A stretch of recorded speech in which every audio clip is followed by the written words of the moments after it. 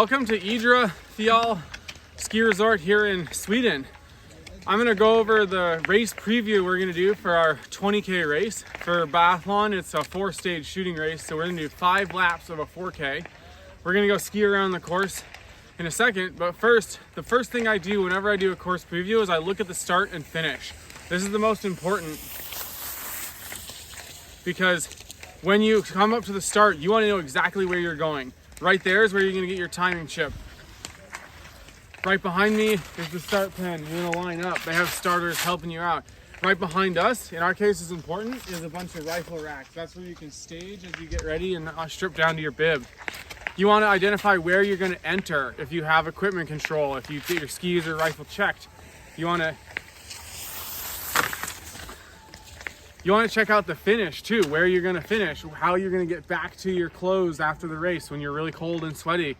All of these things are really important. Really take your time so that when you're mapping out your day, you know exactly where you're going, when to go, and when something inevitably comes to a rush, you're dialed. You're not looking for something in the last minute. Let's go check out the course. All right, we just skied up one of the primary hills of the course. We came all the way up from the stadium to almost the high point. One of the things I really think is important on these hills is finding some cues as you ski up the hill. When do you want to relax? When do you want to push over the top? When do you want to change gears if you have different grades in the hill? Luckily, this course has a lot of buildings and trees you can use. Sometimes there's fencing, sometimes there's a big light post out here in Finland or Sweden. A lot of the courses are lit. But then you find those cues as you come up the hill, when you want to shift gears, how you're going to ski the hill. And then we're going to continue on after this transition to a nice downhill. One nice thing they often do on race courses is mark all the courses. And that allows us, as we're skiing, we don't necessarily have to remember a map from the online invite or anything like that. We can go around and just truly isolate the sections of the course and just remember what course you're on.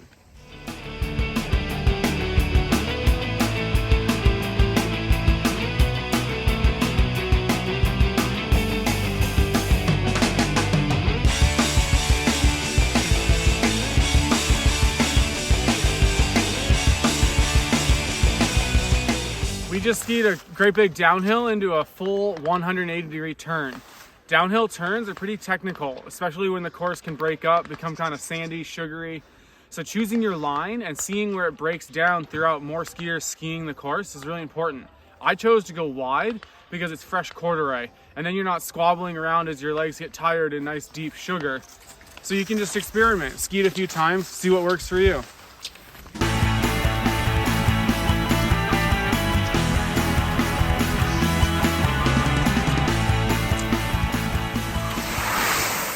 Alrighty, as you just saw, we had an uphill into a 180 degree into a downhill.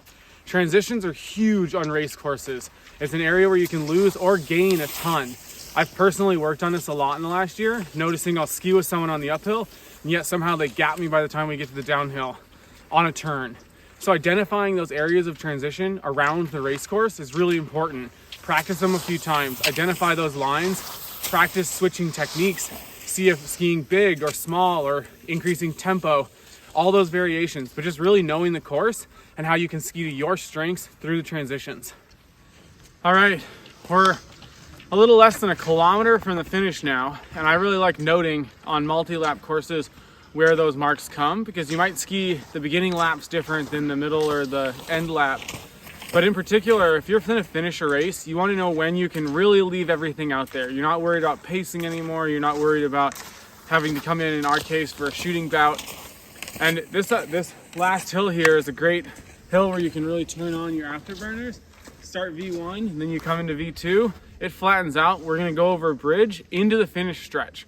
So if you're on your last lap, it's really good to know, again, taking notes of objects on the course as cues, where you wanna shift into that extra last-ditch effort on your race. So you're really leaving everything out there.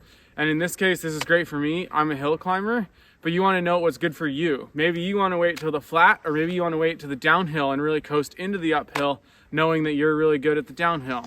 Whatever it takes, just really be observant. All right, let's go ski that bridge.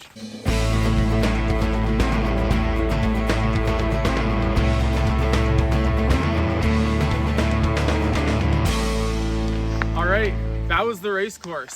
I hope you learned a few things. You noticed some cues, you noticed how to ski, how you want to ski the hills, if it's sugary or if it's firm, how you might want to change your technique, especially if you race second in the day or first, it might affect how the course is. We've looked at some downhills, we've looked at the best line through those corners, we've looked at where you want to turn your afterburners on at the end.